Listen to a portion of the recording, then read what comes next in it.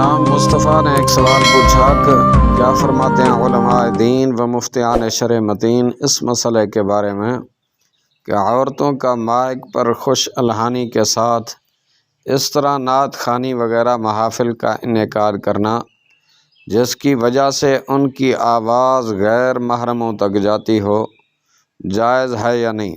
بیان فرما دیں۔ محترم، عورتوں کا مائک وغیرہ پر خوش الحانی کے ساتھ اس طرح نعت خوانی کرنا کہ ان کی آواز نامحرموں تک جاتی ہو، ناجائز و حرام ہے کہ عورت کی خوش الحانی اور ترنم والی آواز بھی عورت یعنی پردہ ہی کی چیز ہے۔ سیدی امام اہل سنت الشاہ امام احمد رضا خان رحمۃ اللہ علیہ ارشاد فرماتے ہیں، عورت کا خوش الحانی سے بآواز ایسا پڑھنا کہ نامحرموں کو اس کے نغمے کی آواز جائے، حرام ہے۔ فتاوی رضویہ 22ویں جلد صفحہ نمبر 242۔ سیدی اعلیٰ حضرت رحمۃ اللہ تعالیٰ علیہ سے سوال ہوا کہ عورتیں باہم گلا ملا کر مولود شریف پڑھتی ہیں اور ان کی آواز غیر مرد باہر سنتے ہیں، تو اب ان کا اس طریقے سے مولود شریف پڑھنا ان کے حق میں باعث ثواب ہے یا کیا؟ اس کے جواب میں آپ رحمۃ اللہ علیہ نے ارشاد فرمایا، عورتوں کا اس طرح پڑھنا کہ ان کی آواز نامحرم سنے باعث ثواب نہیں بلکہ باعث عذاب اور گناہ ہے۔ عبدالوہاب نے ایک سوال پوچھا کہ عورتیں بازو، ہاتھ، پاؤں اور ٹانگوں کے بال منڈوا یا ترشوا سکتے ہیں؟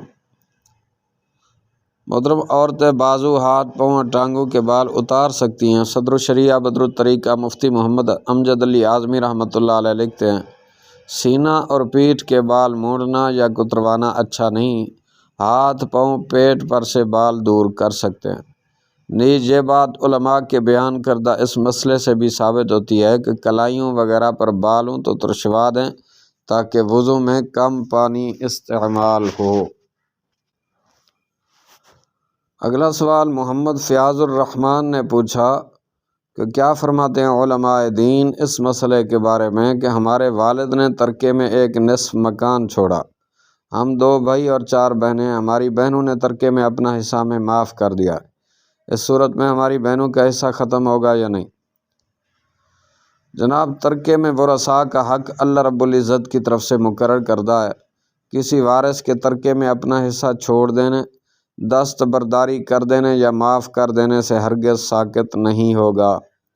ہاں، یوں ہو سکتا ہے کہ بیٹے اپنی بہنوں کو باہمی رضامندی سے بطور صلح ان کے حصے کے بدلے میں کچھ رقم دے دیں، چاہے وہ رقم ترکے میں بننے والے ان کے حصے سے کم ہو، اور اگر زیادہ ہو تو بھی کوئی حرج نہیں اور بہنیں قبول کر لیں۔ یوں وہ رقم ان بہنوں کے ترکے میں حصے کا بدل ہو جائے گی اور متروکہ مکان میں ان کا حصہ ختم ہو جائے گا۔ نیز اگر مذکورہ بہنیں کچھ بھی نہیں لینا چاہتی بلکہ ترکہ اپنے بھائیوں کو دینا چاہتی ہیں تو وہ یوں کر سکتی ہیں کہ مکان میں اپنے حصے کو تقسیم کرانے کے بعد اس پر قبضہ کر کے جس بھائی کو دینا چاہتی ہوں ان کو ہبہ تحفہ کر دیں، یا بغیر قبضہ کیے اپنا حصہ ان کو ایک مقررہ قیمت پر بیچ کر قیمت معاف کر دیں۔ اگلا سوال پوچھا کہ کیا فرماتے ہیں علماء دین و مفتیان شرع متین اس مسئلے کے بارے میں کہ اسلامی بہنیں اپنی معلمہ یا کسی سنی عالمہ اسلامی بہن یا اپنے شوہر کی دستبوسی کر سکتی ہیں یا نہیں؟ جی، نیت صالحہ و محمودہ یعنی نیک اور پسندیدہ نیت کے ساتھ اسلامی بہنوں کا اپنی معلمہ یا سنی عالمہ اسلامی بہن کے ہاتھ چومنا جائز بلکہ مستحب ہے، بشرطے کہ کسی فتنے کا اندیشہ نہ ہو۔ واللہ اعلم عز وجل ورسولہ اعلم، صلی اللہ تعالی علیہ وآلہ وسلم۔ ایک اور سوال پوچھا کہ کیا فرماتے ہیں علماء دین اس مسئلے کے بارے میں کہ عورت اپنے شوہر کی اجازت کے بغیر زیادہ مالیت کی چیز اپنی والدہ کو تحفے میں دے سکتی ہے؟ جناب، اگر بیوی اپنے مال میں سے زیادہ یا کم مالیت کی کوئی بھی چیز اپنی والدہ کو تحفے میں دینا چاہتی ہے تو اسے اجازت ہے کہ شوہر سے پوچھے بغیر دے دے، مگر شوہر کا دل خوش کرنے اور حسن معاشرت کے طور پر اس کی اجازت لے لینا بہتر ہے، کہ عموماً گھر چلنے میں اس کا بہت بڑا حصہ ہوتا ہے۔ اور اگر شوہر کے مال میں سے دینا چاہتی ہے تو کم قیمت کی چیز ہو یا زیادہ قیمت کی، شوہر کے مال میں سے اپنی ماں یا کسی اور کو بغیر شوہر کی اجازت کے تحفہ دینا ہرگز جائز نہیں، اس میں اجازت لینا ضروری ہے۔ ہاں، اجازت صراحتاً بھی ہو سکتی ہے اور دلالتاً بھی۔ مثلاً شوہر کی موجودگی میں مہمان آ گیا تو ہمارے عرف کے مطابق اس کی معمولی خاطر تواضع کرنے کی اجازت ہوتی ہے، لہذا صراحتاً یا دلالتاً جتنی اجازت ہو شوہر کے مال میں سے اتنا خرچ کیا جا سکتا ہے۔ اس کے علاوہ کوئی بھی چیز کسی کو دینی ہو تو شوہر کی اجازت لینا ضروری ہے۔